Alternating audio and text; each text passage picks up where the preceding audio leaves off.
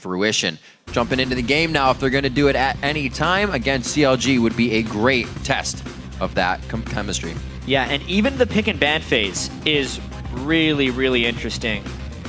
I'm still fascinated by the way Braum is making his entry into the LCS because I feel like he is so good right now, and if people mastered him, would be 100% red side ban right now. But teams aren't very good at him. So they either don't value him as a ban or hope the other team picks him in hope of not playing that well. We saw a lot of backward shields from Braum yesterday. Right. He takes a lot of getting used to and playing with and against him. So not too much priority put on him by either of these teams. I think if it's up for CLG, they'll take it. But I don't know if he's going to end up throwing a ban out. Jungle focus onto Helios right off the bat. Also Inox with the Lee Sin pick, so the two birds with one stone there. Really good picks for bans for CLG here. Actually, right here, if Elise is left up, if Evil Geniuses doesn't ban Elise, it's the first pick for CLG, 100%. Dexter has voiced that he loves his Elise. Yeah, and especially yesterday in the North American LCS, we saw so many triple and quadruple jungle ban games. Because honestly, there is such a steep drop-off in jungle after Lee Sin, Evelynn, and Elise that a lot of the teams are, I think, going to do this ban 2, pick the other. Yeah. And they don't think Helios has practiced Rengar, who could potentially be the fourth one.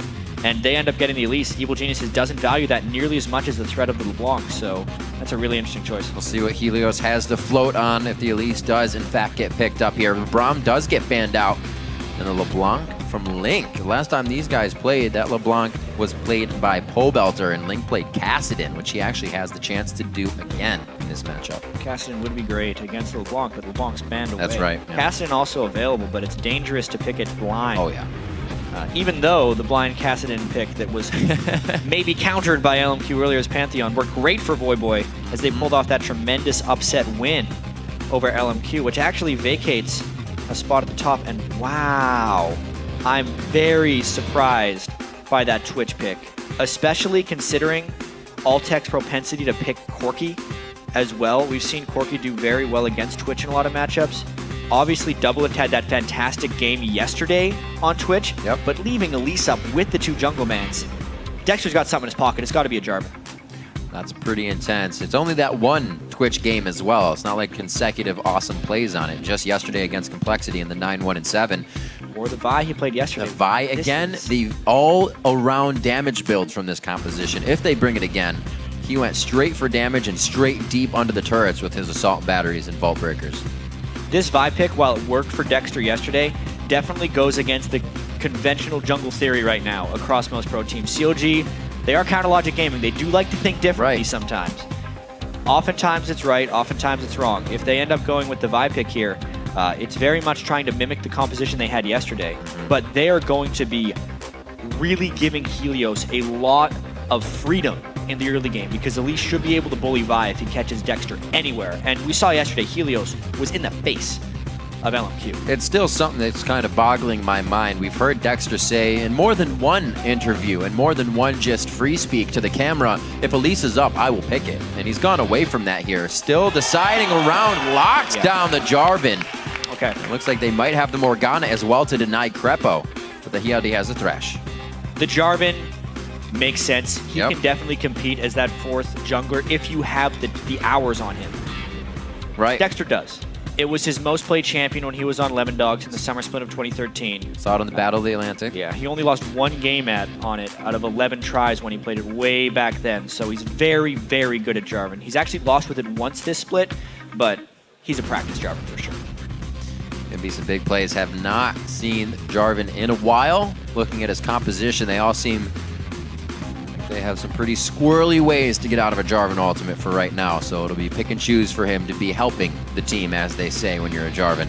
Looking at last picks, we did call out, you said Altec will be looking at that Corki, gets that in his pocket for himself, so he's going to feel comfortable in the laning phase and into that mid to late game in team fights. And Crepo's going to be happy with the Thresh. He'll pick Thresh every game if you give him the opportunity to. He just loves the utility it brings to the team, and when you combine it with Elise, it creates a very slippery situation in the bottom lane for picking up ganks.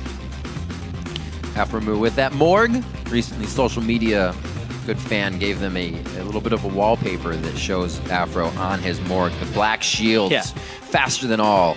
And the fast 2 picks of an Italy here for Link coming in. Back to the spring split for him. A lot of Italy play coming out recently with the safe play of Siobhan in the top lane. So they picked an Italy into whatever Pobelter wants to go with. And that is the very quick lock-in of Twisted Fate by Pobelter. That's what people do against Nidalee. It's actually what CLG did against High's Nidalee in the game that CLG lost, despite being able to pull off some very good mid-game team fights, which is exactly what EG is going to be wanting to do in this one. Twisted Fate, especially against Twitch and Nidalee, kind of twofold. A lot of responsibility on Pobelter to make good teleports in, and he's going to have to choose which person to gold card when he does go in with that. But a very logical pick by Pobelter. You're going to have a preemptive spear flying through the air that hits you as soon as you hit the ground. Right as he's trying to teleport down. Going to be difficult. The game's about to go live, so let's dig into the ballot box over at LOLesports.com to see who you've been voting for. And that says 85% in the favor of Counter Logic Gaming to get this one rolling. Damn. You can also share your predictions by tweeting either CLG or EG win to @LOLesports, and we'll be checking back on the fan vote periodically. So in this last matchup that these teams played, they did actually ban Twitch versus Doublelift, so maybe he was just trying to get his hands on it. Now he gets the chance, but as we said, his last Twitch game was 9-1-7, so I think he's trying to ride that wave into the next one, hopefully. Yeah, and he actually did the Blade of the Ruined King Ghostblade build in that one, which isn't so much about late-game team fighting, because CLG doesn't go to late game that much anymore. They play faster games than any other team in the North American LCS, and it's all about finding the moment in the game when you hit those items and stopping the other AD carry from farming, because you can kill him right off the bat. Like you said, fast games. This last matchup was 29 minutes on the clock. We'll see what CLG can do as they get themselves out of the base here. And a main focus, one, can they shut down Helios' aggression? And does Helios play as aggressive as he did yesterday? Is there kind of a day-to-day change there? I see no reason why Helios wouldn't continue his aggression. He seems so in the face of LMQ, and he really kept No Name in check in that one. And this time against the Jarvan, it's going to be a very interesting Elise versus Jarvan matchup. All right, well, we are on to the Rift. The fans fist pumping and ready. Dexter on to Jarvan this game. We'll see how this plays out for him. Definitely, as we said, has many games on Jarvan, so he's looking to put that back to work. See if Link can get his roam game on. Usually, if we see the standard lanes, the mid laners have kind of been stuck. Yep. And it because of this big roam in the jungle. And the AD carries are farming on the outside. Everything's been changing from game to game. We almost saw a classic ARAM happen in the LMQ versus Curse game when both teams had 4 people in mid lane for a while. Yep. I feel like this game will be a little bit different, though, especially with the early mobility of Helios and Dexter. That'll be a bit of a chess match between these two guys. True line of scrimmage on each side here before both teams kind of close in and start to group up for what could be the buff trades. Even if they do it, looks like they might stay safe here. I would love to see standard lanes in this game as well. Sure, CLG would revel at the ability to go 2v2 against Krepo and Altec as well. They're so confident as a duo, Afro and Doublelift. They're very focused around the 2v2 game as well. They very rarely lose that lane. Both are kind of on the same level. When to go aggressive, when they are beyond their limits, and even then they'll come up with a kill before the situation is over. So kind of turning the worst into a good situation when they need to. Doublelift's CS at 10 is 81 to Altec's 55. Something to keep an eye on as we go through this game. That was in the last matchup they had, right? Yep. Yeah. Ooh, back and forth. Doesn't look like actually EG wants to do too much. A team that's usually known for getting in your face here. Usually a late invade or 1-2 invade to leave your jungle and come back in. This time it's safe. And no one actually got deep wards at the opening here, which does speak more towards standard lanes. If either team wanted to go top lane, they would have been able to. But just with neither deep ward on these guys, we end up with the standard lanes and no buff trades either. See how it plays out. Dexter getting no help here, so the level 2 is very much considered between these two lanes here, or the bottom lane, I should say, in these two champions. Doublelift taking a good hit there. Yeah, Altec won the early trade there against Doublelift with the Phos bomb. Twitch is very good at level 2, but Corki packs a punch as long as he's landing those phosphorus bombs. There's going to be a lot of aggression in that bottom lane. Ooh, Link getting hit up as well. Very nice job by Pobelter to not push the lane with the wild card. Doublelift had to burn his flash and his heal right off the back. So Altec and Krepo absolutely doing that. I wonder if Krepo would have landed a hook, but that's definitely an early lane advantage for those guys. Coming out very big, backing for double lift. Seeing the duo lane, the confidence here has kind of gotten CLG into trouble, and Altec, Crepo both hitting level 2 quite quickly, get aggression, start to try and deny. And you can see just how much Alphamu is doing, is saying, keep these minions off the turret. Yeah, because they were all still at level 1, Crepo actually got double lift with a flash flay. So the flash is down on double lift and on Crepo, and when they do get back to lane, as long as the experience remains close-ish, the gank presence might end up deciding that game because they burned their summoners without collecting kills. We'll see what Altec can do on this. He will be backing. 8CS should be able to get picked up here by double lift. He picks up a longsword, so nothing to keep him super sustained in lane. Hopefully they don't lose the advantage. They somewhat got themselves on that back. Seraph, very dangerous in the top lane. He's just going to draw himself a cocoon and a little denial of experience from EG. It was a nice ward there by Seraph as well, trying to stay safe, but at least early on, no one is coming to save Seraph, and Helios, I think, is going to spend a lot of time with Inox. Somehow these guys have seemingly have pretty good synergy already, Inox and Helios. In the game yesterday, Jax had a huge CS advantage. Yep. Wasn't able to turn it into the team victory, but there's definitely a priority towards top lane that Helios is good at getting top laners going. So much time playing with CJ Anta's Blaze as well, doing top lane gank after top lane gank when necessary. He kind of does that. Well, when you have the most jungle games out of the OGN. Most jungle victories in the OGN. Yeah, or victories, right, thank you. Kind of experienced. Dexter slow rolling through the jungle, as well as Helios, definitely not showing himself as early as he did last game to get Inox going as hard as he did. We'll see if he still puts a focus up there to one of the carry laners. Like you said, not playing Jax this time on Renekton, but he does have a level advantage right now into Seraph playing that zone game, as Renekton would. And EG are not bad laners by any stretch of the imagination. Especially this year, they've been pulling some pretty decent lane advantages.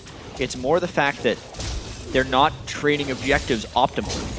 Pobelter, especially with his increased focus on League now that he's done high school, has been a monster in the laning phase in the mid game. And again, Helios has made it into the opponent jungle for a gank.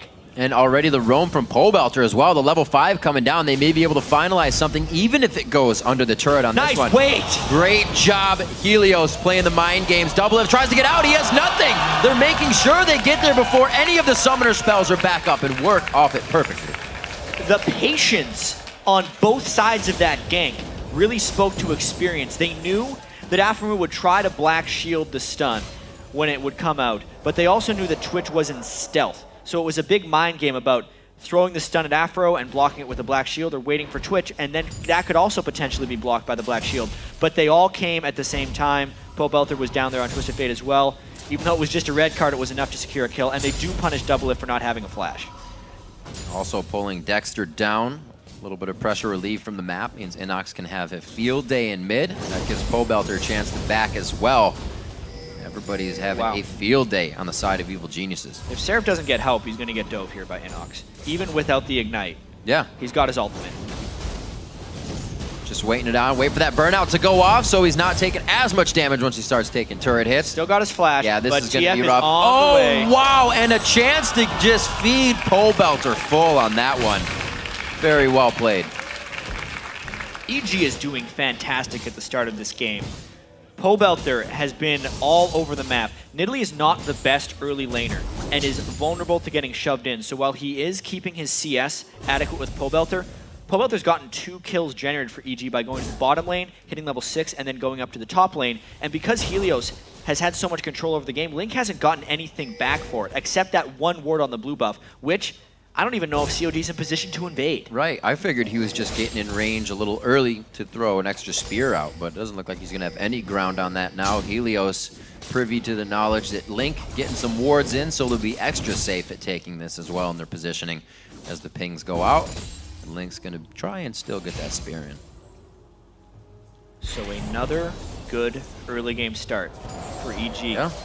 With Helios in the jungle. And even though he just has that 1 assist, I do want to... Close. Nice little attempt, but no dice. I do want to call attention to the amount of time Helios has spent in enemy territory. So just coming from the different angles and sneaking past the COG wards applies so much pressure to the rest of COG because they're the ones that are now tasked with trying to come back onto Helios, and it stops them from being able to lane aggressively, most importantly. You can see him already laying pink wards down defensively, knowing that Helios is taking paths through their jungle, trying to gain that control back.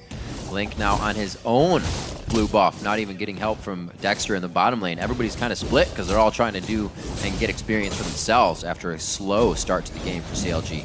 Dexter spent most of levels 1 through 6 powering up. So he's going to have his level 6. He still needs a fair bit of gold, about 400 more before he can complete his Lizard Elder. No boots yet. So really, they're at the mercy of what he is doing right now. Flashes, but hits the binding, gets himself in range. They can't connect with any more. Everything just happening at the last second there. Good out on both Binding sides. the target as he's trying to lantern in, but this time Pobelter left mid lane, and Dexter is on the rotate, so he's going to be trying to push down the turret as quickly as possible. So be good as well with Link, getting some primal surges out for some extra auto attack speed, and they are safe. So Dexter in the right spot there, soaking up some experience as well for his time in the mid lane. And he's going to be back. He looks like he's got the gold he needs and can start making an impact for this team. We haven't even seen, or we haven't because it's standard, but the Dragon about to come up soon. Yeah, no 3-minute Dragon because there were the standard lanes. Yep. So none of the Dragons were uncontested. And Dexter on the run. Remember, no boots on him right now, still no Lizard Elder. And it is once again Helios on the move and Seraph under his turret. 3-man gank incoming, but can COG defend him? There, burnout's off. Can't really get the AoE damage to the rest of the team. The gold card comes in. Oh, there's the heal as well. Primal Surge coming in from Link. He senses this happening as well as the pink wards in the jungle to keep everybody's knowledge up of EG's movements, and they start to finally stop something EG creates. Yeah, they had the ward coverage that time in their own jungle. That pink ward that just got pinged by COG was a big difference maker for that one. It also told them to get rid of that extra ward. So that's why the ping was there. But it was COG actually reacting to EG right there. Still a Twisted Fate ultimate up though, so if Pobelter can shove out Link again, the danger is real for COG. It looks a little bit different in that mid lane. That was Link under his turret. Now they're going to be able to trade pretty even damage, but the heals easily keeping Link up in that lane. 10 minutes in, got our CS for Doublelift and Altec. Like I said last time in this game, that was 81 to 55. Altec has evened this one out, 79 to 70. A lot of it has to do with the early presence in the lane by Crepo and Altec, right? Yeah. The flash flay that he did at level 1 to burn the summoner spells, and then the repetition by Helios was just too much for COG to deal with. Looks like they want to get something out of this. EG feels like they can formulate a dragon plot. It's like they're doing good, but yeah, they're getting pinched both sides. If they get hit by a couple spears, they're going to be in big trouble. Oh, no Spiderlings to take that one. Looks like they may get Dragon, but they may not get out with their lives on this time. Oh, what a nice teleport for Vision, and then he can just link into the Dragon. Very cheeky. Yeah, and there was no potential counter teleport because Seraph had to use it to get back in lane. On top of the Lantern as well, the mean he could come into the Dragon Pit. He probably didn't want to burn that teleport, but because COG pressured the Dragon hastily, they felt they needed to for the secure. Again, a good move by EG. This is a 2,000 gold lead early on in the game against CLG. And Renekton not the slowest mover. Inox is able to make himself his way back to the top lane, and he'll be able to get all or most of that experience. Good job by Seraph to crash it into the turret. The lockdown flashes up for Pobelter. He's biding his time here for Cataclysm to fall. Flashes in the end and then catches the spear as he goes behind the turret. Pobelter tried to not have to flash away from that. That's how confident he was that the COG damage wasn't going to be enough, but he ended up taking a spear afterwards, which could be the death of his turret. COG trying hard to finish that one off. Yep. Be able to get a heal in here, but not enough. No minions there. It's going to make it a little more difficult to be taking that guy down. 2,000 gold in the favor of EG, and they're slowly working this one. With the gold lead, they are trying to pressure small things because they know they have the lead. No reason to put yourself in a bad position right now. Yeah, EG's composition is all about laning right now. So they're doing that pretty well, and Pobelter is trying to supplement this top and bottom lane really heavily, but considering the amount that Pobelter has roamed, if COG doesn't make that mid-turret fall, it is a complete failure on their part. It has to fall early if COG wants to get control back in this game. And Nox still trying to be bullying the top lane. Tiamat finished up for him before he starts getting into his armor phase, or maybe he feels like he's enough ahead to keep controlling that lane. 30 CS in the lead for him. It's really the only lane with a discrepancy right now. They've been putting a little bit of focus on Seraph, and a lot of teams do. A lot of teams decide to focus Seraph, and EG is no different in this sense. Inox able to take the turret, and now probably going to try and burn the ultimate off of Seraph as well. You know, nice W stun in. It doesn't look like it'll be up in time. Dominus shredding about HP out, but Seraph will be safe. Hello. Right in the face of Dexter. Elio says, this is mine. Dexter is in there by himself. He actually cues it, flashes over the wall. That gets traded over to Altac, who now with the blue buff is going to be having a grand old time. And Link splits just enough. Oh, the flay hits both Link and Aframu. Remember that Altac has the blue so he can fire out rockets, but there's no need to chase. They just gain full control of the middle of the map. Yikes, everything COG is doing is not working right now, aside from the odd spear that sneaks through the minion line. But EG, with so much presence on the map right now, doing work early game. Getting the wards out. They also have the breadcrumb wards to get out of this safely with vision if they need it. They will not be pinched from either side. Really thinking about everything as they give themselves a 4,000 gold lead on this. And we haven't even seen Inox really leave the top lane except for the teleport he wasn't used for. So they're all doing this as a four-man squad, really. Yeah, and that's not to say they haven't spent a lot of time in the top lane with Inox as well. Right. It's just been kind of across-the-map pressure early on COG. One thing we do have to point out, though, is Doublelift's CS, despite the early pressure that was put up against him in lane, is still higher than what Altec has achieved. So gold-wise, it's not the same because Altec's picked up 2 kills. But Twitch absolutely scales better than Porky. COG might actually be needing to take this one a little bit more into the late game. I really do wonder if Doublelift's going to do the Ghostblade build once again, because that's more of a Twitch build typically for trying to jump ahead in the game. And I don't know if he's going to reach a power level where he can actually take Altec 1v1. If he can, though, it will be good for turning around the game. It's just a risky maneuver if Doublelift goes for it. Well, it'll be an awesome composition, like you said, if it happens. Having the Cataclysm lock everyone up and already a bit of shred there, you just rat-a-tat right through. Again, the 1v1 Noodle fight in the top lane. Looks like Inox Noodle. He didn't really hit it soft enough. It's hard. He's doing damage right now to Seraph. That Tiamat early is really wrecking Seraph. Seraph had to go full defense with that Chain Vest early. He's Tank Siobhan. It's a pretty common build, but definitely struggling in that way. Missing. Trying to steal everything they can from each other. A little tit-for-tat fight. Minute and 40 left on the Dragon. Last time this Dragon came around, we saw Pole Belter just gold card and incessantly hit Link with abilities. I don't think he's going to get the chance that time. Link's firing out spears, blue buff in hand, and Pole Belter's actually focused himself. Sork boots very fast as well in that build, so he's just going for all the damage he can right now. With the distortion upgrade early as well, definitely wanting his summoner spells to be a little bit empowered and coming back on shorter cooldowns. Against that Jarvan, it'll help. Rather important. Yeah. Something that actually happened to Distortion Boots, you don't see them purchase very often, but they've been changed since they entered the game. When he ghosts, he actually gets 40% movement speed instead of 27% right now, so a very fast TF. And when he flashes, he's going to get 20% movement speed after the flash. So those Distortion Boots not only reducing the cooldown of all those summoner spells by 20%, also giving those bonus effects. Altac getting it. Wow. Doublelift already doing quite a bit of damage. That's just the Blade of the Rune King. He really didn't put too much venom. Didn't use the active. Yeah. Oh, coming down. This is what EG has been doing, but the wards now that CLG places allows them to start counteracting this. Aframu walks right into the front. Black Shield is down, but there's Dexter as well. Holding onto the Cataclysm, waits for a nice shot. Doublelift is just on the backside. Rat-a-tat-tat's already going out. He is making some hits right now. Dexter trying to still get into range to lock somebody down. He knows that Inox can just slice and dice out, but he doesn't. He is stuck now in that, waiting very patiently. CLG gets everything they want out of that with 3 kills. That is exactly the turnaround that CLG needed for this one. They caught EG while EG was trying to come in from behind CLG once again, but this time there were a few very critical differences. Altec had been very low from the Twitch Open, and also the spear that landed previously on a Pole Belter made Liss a bad initiation right off the bat. Yes, they got damage on Aframu, but they didn't stop any of his spells. He still had the ultimate off, and they just burned a bunch of damage. The teleports cancel each other, but the spears and the previous poke were already there. Look at Pole Belter and Altec. They couldn't be part of the fight. Oh, very nice Black Shield on the end. Spear is eaten. That's card. Should wear out in time. And the gold lead has just been nullified. 25-5 to 25.2. And this is also where the CS of Doublelift comes into effect. He's at 6,000 gold, so is Altec.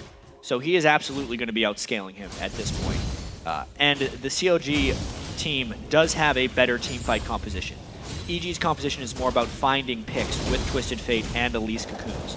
Yep. The fact that they trapped EG into a poor 5v5 fight was absolutely perfect for CLG. Getting the Dragon afterwards means they pulled ahead in the game, and it means Doublelift's Ghostblade plus Blade of the Ruined King build on Twitch is going to be really potent at disrupting Altec's farming capabilities. A lot of synergy between this team. The traps are going to be shredding. Dexter's going to be shredding with Jarvan, and Doublelift with his Ghostblade build. Everything kind of plays together once they get EG balled up in the fight. 2-0, as we said, for Altec. Usually can play quite well if they keep themselves on the outside. They still have the poke of Pobelter's wild cards as well. Might be able to find themselves some fights they need. Helios, a little aggressive once again. Is the team there to react, though? Shield goes down, and they might have pulled Dexter into exactly what they wanted. Very nicely done. The repel goes up. He took that Cataclysm damage, but they cannot finalize a kill back for EG, or CLG. And also notice how EG bursted through the Black Shield before Pobelter threw his gold card to guarantee that they could get the stun on a Dexter. So a very nice kill in the mid lane. Pink wards coming out of the hands of Altec and Crepo. You see Link getting in a little close as he tries to put more pressure on with spears. Great wards coming through. They know exactly what CLG is up to right now. Now this is a really good game. Top lane as well is beginning to equalize, or already has, which is incredible considering all of the attention that EG put into disrupting Seraph and beating him up.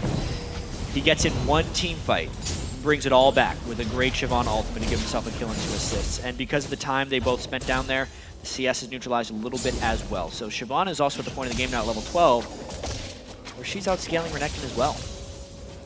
It's going to get tougher and tougher. CLG loves to play for this portion of the game. Now they can start to control it. They move wherever they want. Doublelift is right there as Seraph used as the catalyst to get this fight going, and it's going to be the quick takedown. Doublelift starts to get himself kills around the map, and that's exactly what CLG is looking for. Nice move right there, and you can really see CLG is starting to play much better as a team with the acquisition of Seraph. Yep. Yesterday, when he was laning against Westrice, it was a very even lane, but then not only did Dexter come up for Vi ganks, Link came up from the mid lane for ganks, and today, Doublelift comes up and helps out Seraph with ganks. Everyone is pitching in to help get him rolling a little bit, and it's working wonderfully. Clear calls, good games. Clear calls, good plays. Good plays, that's right, not good games. They got it. Still pushing up in that top lane. It's going to be a little bit of gold picked up by Pobelter here in the bottom, but he is only answering, and if anything, they're far behind as they answer right now. 32,000 to 30,000. They may be able to answer on to number 2 with the pressure of Altec as well. With Crepo in the jungle, a great grab onto Link to kind of thwart things.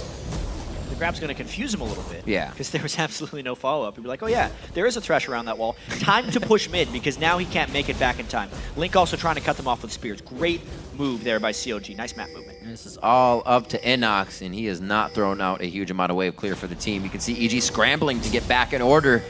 Nice job, just a little harass from the Wolves coming around. Crepo over the wall. He will be able to link from over the wall as well, but he misses that one. Not really that much vision around the corners. EG is definitely not coming out on the better for this one. Those spears from Link are hitting and hurting quite bad, even with just Nathan's out. Italy spears and the poke, especially with the blue buff onto Link right now. The sustain is great. This is a CLG siege that EG is going to have trouble responding to. CLG siege that also looks like if they want, they can keep on going past the turret. Right now, playing it safe. Dexter had no problem going past these turrets yesterday. Yeah, and EG needs to have full health before they can pull off an initiation. Pobelter also kind of needs his Zhonya's, which he doesn't have at the moment. Ideally, he'd want to be able to teleport into the back, shut down Link as EG dives in, but Crepo's low right now. There's no Zhonya's on Pobelter, so they can't actually stop this siege very efficiently. If they do fight, it will be a very high-risk maneuver. But a hook on a Twitch! A good grab, Doublelift a little too close. He gets himself out perfectly. They're all standing in line for the rat-a-tat-tat, and they quickly disperse from that, realizing the damage is just crushing them down. Doublelift, after firing off a few more, finds a kill onto Helios.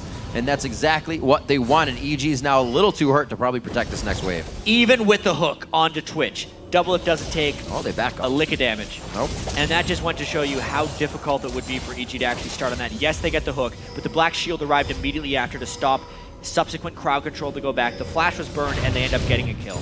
More of that hook, and how close. Where was the black shield? They get the play for the flash, and then he's black shielded. So basically, because his flash was up, it just grouped up EG for the rat-a-tat, one would say. Man, must look good in his eyes. Ghostblade is now finished up for him, as it looks like he's going for a Zeal next. Decide to put that into maybe a Phantom Dancer or himself. Yesterday he did Static Shiv. That's right, Static Shiv as well. He tries to get as much damage right off the bat. Ah, so you get the proc. And we also have 2 pink wards, so oftentimes getting a second opinion on something is very useful. Not with pink wards. $300 area right there. Hope it's worth it. Boom. Cute. Now it's worth it. Yeah. Still would have wished to save that second pink ward. EG controls that dragon while Seraph was off in the top lane, and COG, the rest of their team, had just shopped, so nice general move by EG there. But they're still looking rather inadequate in team fights, just based off the power of Double Lift at the moment, the poke potential of Link. The fact that Pobelter has completed his Zhonya's Hourglass will equalize these team fights a little bit. He could theoretically get on a Twitch at the right moment, but the upfront damage from that Twitch build is so catastrophic.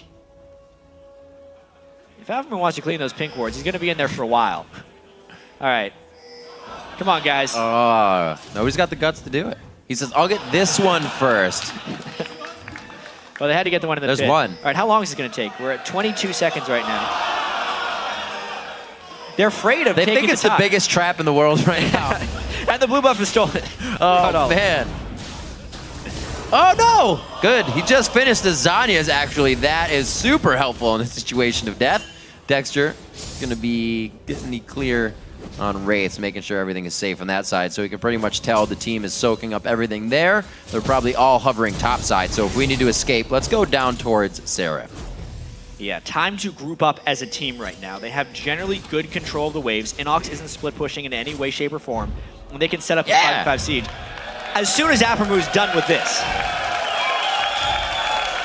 Well, currently Morgana has 0.71 attack per second. You need to take a breather. The first 5 shots were just exhausting. So it takes roughly 15 seconds for him to clear it all.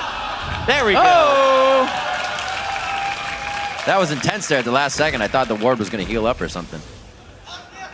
As you can see, COG pulling a mid-game advantage back in this one. We can see from that sweet gold graph, they were down about 4,000 at 14 minutes, but now hold that 1,000 gold lead. This is such a great game across all lanes. 196, 198. I'm not going to go all the way through them, but just seeing that. Dexter, however, the early part of the game, you can see he was CSing quite hard, and he had to make up for death in a few lanes, so he picked up a little more than Helios. He's been diving right into the fights. But now he's got that block there on Solari. Yep. Really big, especially, surprisingly, against Corki missiles, which do a huge amount of magic damage. Having that magic damage aura, and specifically the active on the locket, if the big one tries to execute someone, it's really clutch to have it in those situations. If you use it. Dexter will use it. Gotta remember to hit it. I'm just kidding. I hope.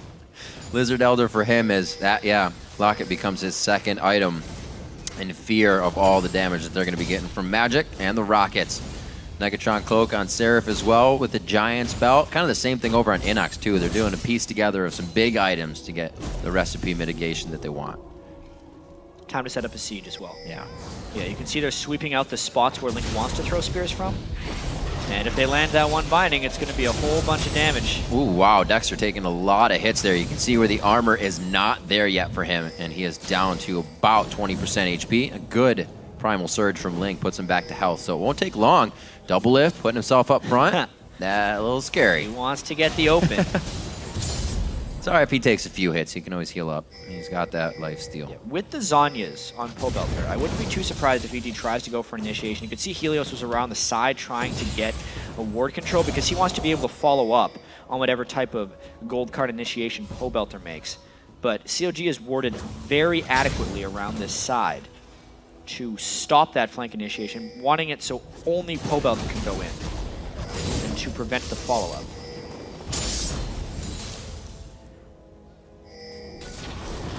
Both teams really considering the amount of power that's going to come out of this next fight. both teams, if they are the first to dictate that power, could come out with a win. The hook being down, a little bit of a relaxed situation for CLG. Having that hook up is more of a danger. They don't have the minion wave to really do anything. This is just such a stalemate, the second tier turret. And the opportunity cost of EG being here is much higher because they have far fewer things to play with here. They have the hook and the cocoon from Helios, whereas Link gets a very low cooldown Nidalee Spear, which if he lands on anyone other than Inox, is basically a one-shot turret for them the right way. Or if a binding lands, that also helps the spear land. And once Krepo's death sentence is down, there's not much EG has left to do. Yeah.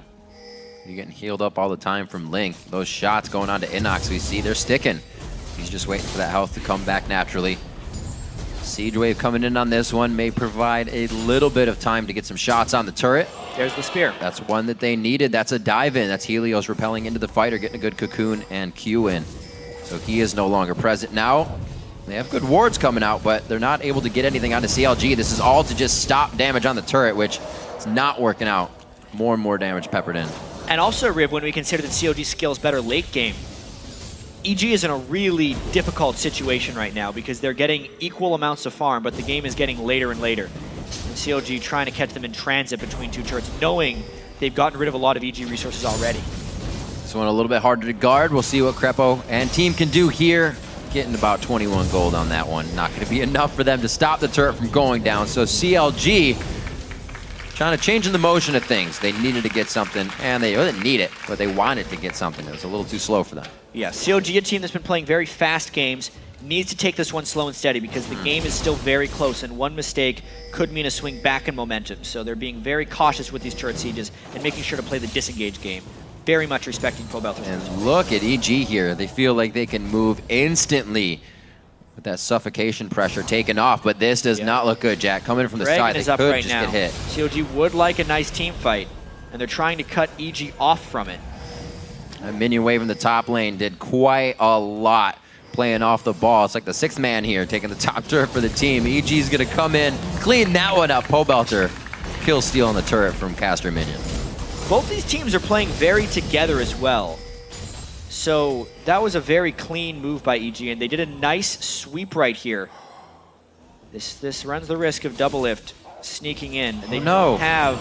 Krepo, you got big hips! Uh-oh, Pobelter gets caught as well! Oh god, Pobelter dodging out the spear. That's exactly what they needed. Nobody following in onto Dexter. They were waiting for that focus out of the Zanyas. Pobelter with a great flash, throws on Ghost, gives himself a bit of movement and mobility in the fight. Seraph, the spear almost coming over his shoulder and finishing out Pobelter. They're getting a little dragged into the pocket here that Krepo talks about. When they disengage is when you feel comfortable to go back in, and they feel comfortable. Now on to Seraph, and EG walks this one out to get the fight they want. Over the wall, Krepo comes up huge. Link is completely out of mana, so he tries to stay in Cougar form to get out, but it's no use.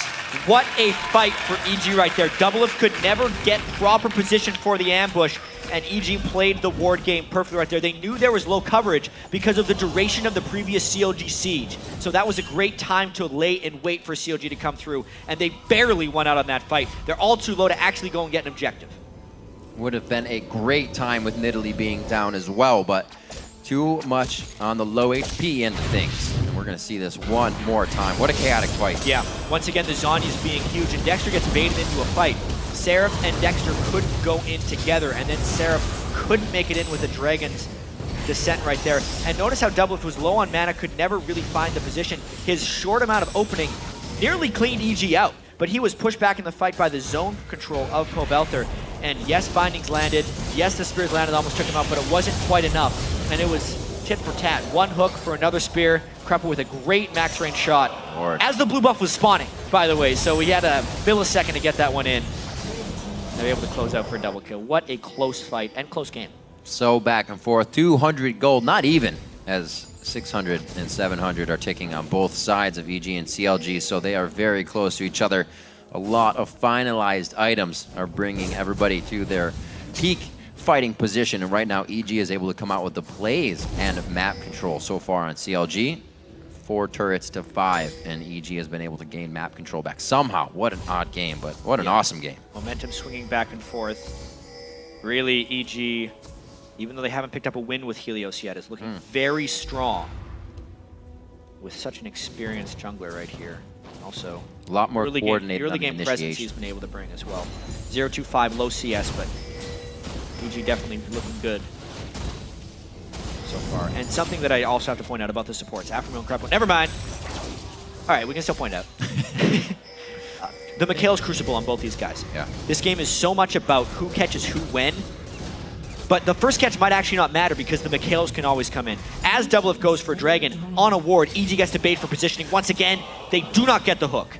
Just missing, looking to trade back some Baron damage. Seraph, the wall right now for CLG. And that was a costly bait. That's about 1,500 gold Dragon just gave CLG as a whole, plus the turret that Doublelift was able to take. So a really good game of chicken that CLG is playing right now, pulling themselves ahead in the gold lead with objectives. Seems like they're winning that portion of it. Can they position themselves now for the rest of it? EG, they actually give EG the center of their base back. Very smart move. CLG wants to come into this coordinated, also waiting on probably a Void Staff here for Nidalee. Link's going to be doing some big damage soon because, yeah, there is a bit of magic resistance on the side of EG, but Altec can still be taken down quite quick with Crepo.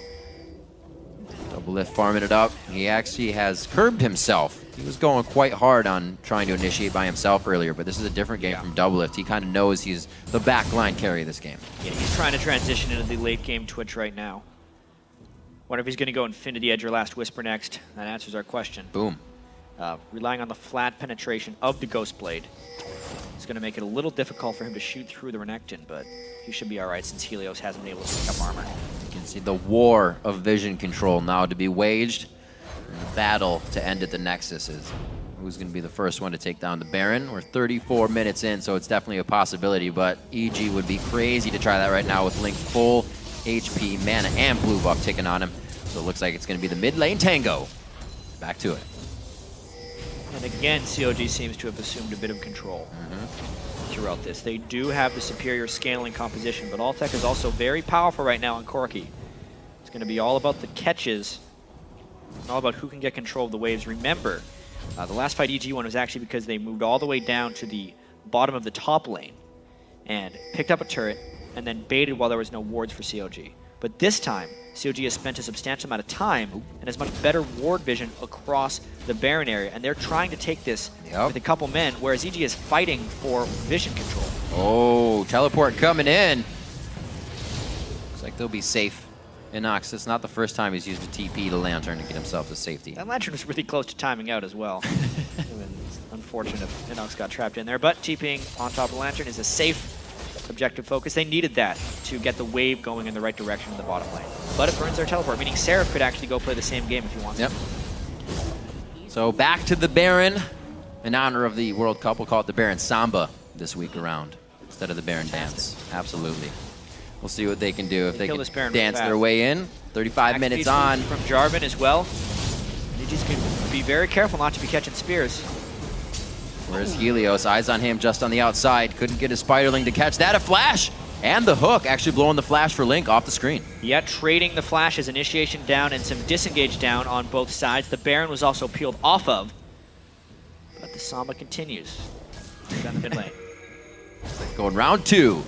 This is actually good for EG. They get themselves into a position where they can get some pop shots on the turret. The teleport comes in, but was it too early? There's no Twitcher yet. And no, it's not. Doublelift is still coming around the side. It's a perfect place to rat-a-tat-tat, but it's also a perfect place to get focused on. Pobouncer's going to come out and drop instantly. The triple kill right across the board. Is it going to be a Doublelift penta? It doesn't look like he can get in range, but the health bars, they are ready for him to be taken down. What a bunch of damage Doublelift just did to EG. That was the perfect Twitch open that people dream of when they pick Twitch and build Ghostblade at that point. Just opened his eyes or closed them. Seconds to go in. Here it is again. It was a really smart initiation by EG to go in because with the TF ult, they could see where Twitch was.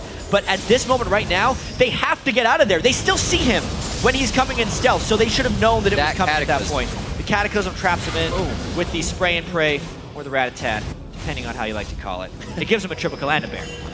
4-0-3 for Altec, but a 6-1-2 Doublelift just takes off. He's still 40 CS behind, but he's making the kills count. Baron now on to Doublelift and the rest of his team, as we saw previously taken. So those stats are filling up their pockets with a little bit of gold. 8-8 is the kill score. It seems a lot bloodier than that, but the teams have matched in kills. It's going to be a 5,000 gold lead right now for CLG with 6 turrets to 4. And the map control, it's still going back and forth. That was on EG's kind of over pressure. Yes. So we'll see if EG or CLG now can answer back. These teams have really been matching each other strategically as well. Yeah. And it's a difficult game for EG because they're still trying to recover from that LMQ defeat where they had such a big lead, couldn't make an initiation happen. They reviewed the game with their analysts. They found some things they could improve upon. And this game, it's kind of happening again. They're actually not ahead in this game as much as they were in the previous one, but their late game decision-making is still a little bit rough. And this is one of the most difficult weeks for Helios to begin his LCS career because EG is playing COG and LMQ, 2 of the teams in the top 3 of the LCS standings, as a bottom-of-the-table team. So to expect immediate victory is asking a little much out of EG and Helios, but they've been really close. I think closer than most people even expected them to be. Ooh, that's the bad. That was a very big spear. The Cocoon is really all that Helios can offer here. Krepo could be in a very tight situation. There's the binding. There's the last spear necessary. And CLG is getting everything they want. Could be a final push. And Dexter saved his Cataclysm, so it's 5 people with Baron right now, or 4 because Link was dead when it went off, and they're just going to be pushing this real strong. But Altec trying to do a big Look at Altec on the other side. He's going hard on We've Corky. seen this story before, Riv. It doesn't end well for EG. He's going to try to back. EG goes into 2 base races in a row, now tempting a 5-man CLG team. Altec actually denies getting hit by a minion there somehow, makes it back to the team. They lose a Nexus turret, but are still alive to tell the story. Dexter keeps getting locked up one after the other. They finally throw a black shield to him for a bone. And it looks like he's going to be able to get out safely. But there's Doublelift on the front line again, and they say, no, no, no, no, no, no. Let's get out. And he actually listens. Well, he's a very powerful Twitch right now. He probably could have done some work. All right, let's consider what just happened. EG had already lost Krepo. So defending that Nexus turret or even inhibitor was not going to happen. And now they're actually going to try and trade inhibitors. If they can do this successfully, it's a great move by EG because everyone has respawned at this point, and the move by Altec was very smart. 1 Nexus turret is not the end of the world. You have to be defending that anyway, as long as they can make it back without getting picked off. Back from Pobelter here. Does he run it out? Does he run it out, and EG kind of gains positioning to cut them off? We see him rushing out of the mid lane here.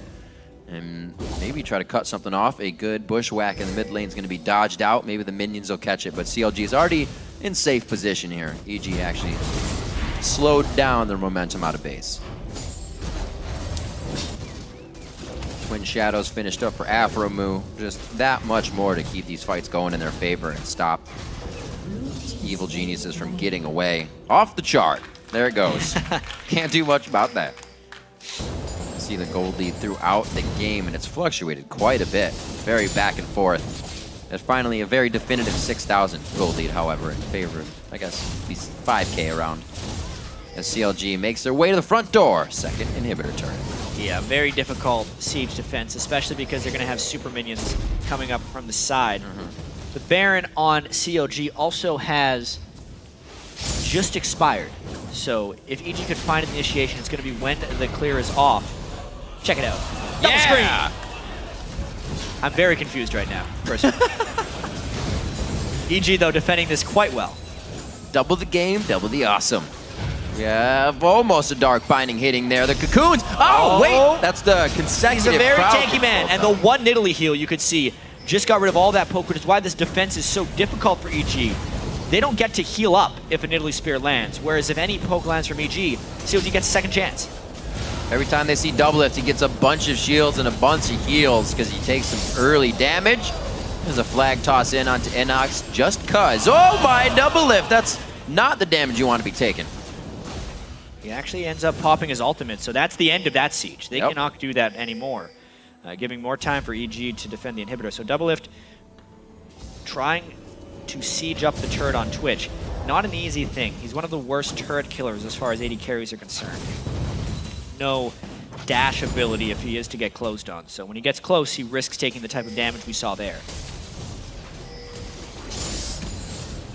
Stretching it quite far for both teams here. Not really that close to full items, but it is for Doublelift. He's got that Infinity Edge finish, just the Doran's Blade to sell out right now sitting on quite a bit of gold. 2,100 is in his pocket, so he's waiting to go back here and a lot of power into these fights, or safety, if he even wants it. He hasn't really been dying. I hope he builds a Last Whisper on Twitch, actually. It would stack his armor penetration quite well, because the way armor penetration works is it uses the percentage armor penetration and then the flat armor penetration. And considering how much damage he's doing on Twitch right now, he would be pretty much max damage Twitch at this point. So 5 offensive items. We saw how quickly he wrecked EG previously. Right. It's going to be even faster now. A couple shots and you could kill the whole team. It's been a different game for Doublelift as well. I'm sure he wants to be off in a solo lane farming, but sticking with the team has actually provided him with a good amount of kills. Even if he comes in a little late, sprays and prays 3 away. But still, 394 to 312, but still putting out more power than Altec right now because of how the team is working together. Yeah, and we've reached that point where Altec's gotten outskilled by Twitch, for sure. Mm-hmm. Altec is still a formidable person to deal with, but especially in cutting through someone like Seraph, who's an incredibly tanky Shyvana right now for the front line. He can't shoot past that very well with his missiles, whereas Twitch gets to shoot through people. Yeah. Big difference. Delivering the pain on all levels when you're coming out of that invisibility. Everything they can do from the longest range is what EG is using right now. They do not want to step past that turret. It is danger. And Twisted Fate is very hard to push on because he can clear the minion waves so quickly. This is what COG is kind of running into here. This is probably about the 10th minute they've been in this mid lane trying to siege something down. They're just hoping they can land enough spears, or that EG gets tired of getting worn down and goes in. Ghostblade by Doublelift burning everything for this turret. It's going to be the inhibitor going down. They're going to have minion waves pouring into the bottom lane in just a few seconds. Looks like it will be thwarted off. So 2 inhibitors open now to work with. They're really going to be stretching EG thin here. Doublelift popped a lot of his threat at that point, so if he could heal up quick enough, but he got enough poke on Altec that he had to back up entirely, so I guess that's kind of rewriting the book on how to siege his Twitch. Just blow everything and kill the turret. Baron is up. See if CLG heads straight for that. Looks like they're making a beeline for it somewhat. Going to set up some vision around this as Seraph takes bottom lane control. Teleport is up for him. See how EG works it. Yeah, COG scared a little bit back because of their exposed inhibitor. They need to defend it from EG. Very different game than the first 2 times these teams matched up. A 25-minute win, 29-minute run, sorry, for CLG. Now a 45-minute game altogether. Changes on both sides of the pond here for EG and CLG have definitely affected the gameplay. Closing out the game for EG kind of seems to be the revolving aspect here. CLG really off and on in the consistency of just how controlled the game is. EG not see that ward? The pink ward placed a little bit too deep for EG. And here come the spooky ghosts! Oh, and it's Altec. Valkyrie, almost the best person there. After move flashes over, but still gets hit. Looks like he will be safe for that situation. They got them low enough, though, that they can probably just Baron if they see fit to. Pretty much indefensible by EG. Wow. Inox doing what he can in the bottom lane to create pressure he can hopefully use at some point, but CLG is ready to go right through the front door. This may be just a last-ditch effort to get somebody to follow him. They're going to hope to get this turret down before COG can make it to the second exposed inhibitor, but I don't even know if EG had 5 people at that inhibitor, if they could realistically defend it with no turret, knowing that COG has Baron and that Twitch. EG just hasn't been able to pull off any successful flanks with the pole belt or Twisted Fate. The whole idea of him getting on a Twitch just hasn't been realistic. Doublelift, he's real threatening right now. There's a little pain there, has to walk back. Helios is left alone, and there's really nothing for him to jump to. Goes down, they even make sure of it with the flag toss. Helios down for 60 seconds as Inox backs to the base now, 5v4. And only 1 Nexus turret. COG might try to end this game within the next 50 seconds. Doublelift didn't have to burn his ultimate on that one, so this will be painful for EG. 1 more inhibitor turret down. They're not even going to get minions out of that one. They're just making sure if anything goes awry here, they'll have the upper hand. The teleport coming in on the super minion so they can get some more pressure under the turret. That's going to be Inox now, cataclysmed on. Pobelter tries to throw himself deep into the fight. Nobody can finish that one. He's going to go down after the Zanyas, and it's going to be the Nexus turrets as well. A hell of a game from both teams coming out. 12-8, the final score at 47 minutes. CLG tries to pad the stats a little bit more with this kill onto Altec. Doublelift shut down 8, 1, and 4. 47 minutes in, CLG takes down Evil Geniuses. And you said it there, 47 minutes. Slow and steady did win the race that time for COG, but that's not really how they've been picking up their wins this season. EG did a pretty good job of sticking with them throughout the moves, but COG had the better late game composition the entire time, knew their path to victory and their win conditions, and they executed. Really nothing else was done to kind of counteract Helios. And Helios didn't play as aggressive this game. Yeah. We focused on what Dexter, the team, might do. They played their game. They kind of focused the top lane a bit. Gave Seraph a little bit more help this time. Yeah. Instead of just leaving them with the here nor there. And despite Doublelift getting focused a little bit at the start of the game, still came up big late. No defensive items on Twitch, but his first death was his last. Right. 814. 0010 for Aframu as well on the support scale. Those two continuing to really carry games for CLG. But the team definitely coming together a little bit. It's been a easier week on the scheduling front for CLG, obviously. Playing two of the bottom three teams in the LCS this week, but the 2-0 week positions them strongly in the standings. And CLG's got to be